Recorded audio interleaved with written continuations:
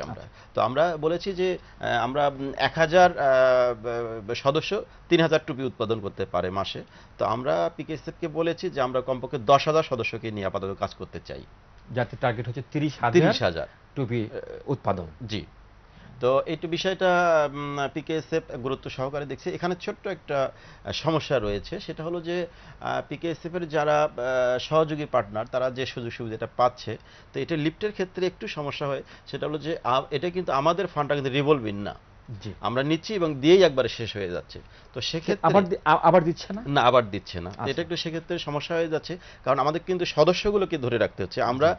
PKSF এর কাছে যে অর্থটা পেয়েছি 50% টাকা আমরা দিয়ে ফেলছি অলরেডি। কিন্তু আচ্ছা। সদস্য কিন্তু আমাদের ৯২০ জনই কাজ আচ্ছা, করছে। আচ্ছা। তো নিশ্চয়ই বিষয়টা এটা নিয়ে আপনি আলোচনা করেছেন এবং এটার জি, নিশ্চয়ই সমাধান হবে জি, জি। আশা করছি। তো আমাদের যে উদ্দেশ্য যে আমরা শুধু এটা না যে আমরা যে গত বছর যে আমরা তাদেরকে মজুরি দিয়েছি যে তারা এখন প্রত্যেকটা বাড়িতে বাড়িতে আপনি তো জানেন স্যার যে আমরা যেখানে কাজ করছি সেখানে কোনো বিদ্যুৎ নেই, কারেন্ট নেই। তারা কিন্তু এই টাকা দিয়ে সোলার কিনছে, বন্ধু চুলা কিনছে এবং আমরা সেখানে প্রতি সপ্তাহে একটা করে ডাক্তার পাঠাচ্ছি সেখানে আমরা তাদের আচ্ছা। স্বাস্থ্য ইয়ের দেখার জন্য। জন্য, জি। তো স্বাস্থ্যসেবা প্রদানের জন্য। আমাদের যেটা উদ্দেশ্য সেটা হলো যে আমরা পিকেএসএফ এর মাধ্যমে পিকেএসএফ এর সহযোগিতায় বাংলাদেশের যেখানে যেখানে কর্মসংস্থানের সুযোগ নেই আমরা সে সমস্ত জায়গায় যেতে চাই। তো আমি এটা মনে করছি যে পিকেএসএফও বিষয়টা গুরুত্ব সহকারে দেখছে। অনেক ধন্যবাদ। আপনার কি কোনো প্রত্যাশা রয়েছে পিকেএসএফ এর কাছে?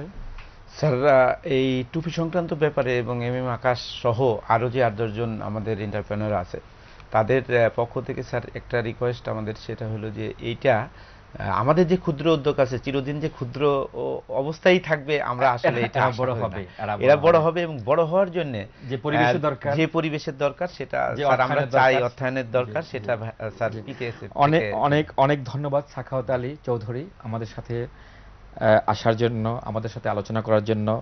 জনাব গোলাম মোস্তফা, আপনি অনেক দূর থেকে এসেছেন, আপনাকেও ধন্যবাদ আমাদের স্টুডিওতে এসে আলোচনায় অংশগ্রহণের জন্য।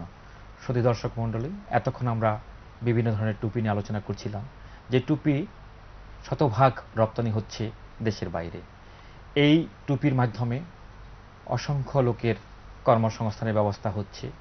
যে উদ্দেশ্যে পল্লী কর্মসংস্থান ফাউন্ডেশন প্রস্তুত হয়েছিল, তৈরি হয়েছিল, সেই কর্মসংস্থান ব্যবস্থা করছে আমাদের এই সহযোগী সংস্থা। শুধু তাই নয়, অনেক বৈদেশিক মুদ্রাও অর্জিত হচ্ছে এর মাধ্যমে। ভবিষ্যতে এই কার্যক্রমটা আরও বড় আকারে চলমান থাকবে সে প্রত্যাশায় আজকের অনুষ্ঠান শেষ করছি। ধন্যবাদ আপনাদের সবাইকে।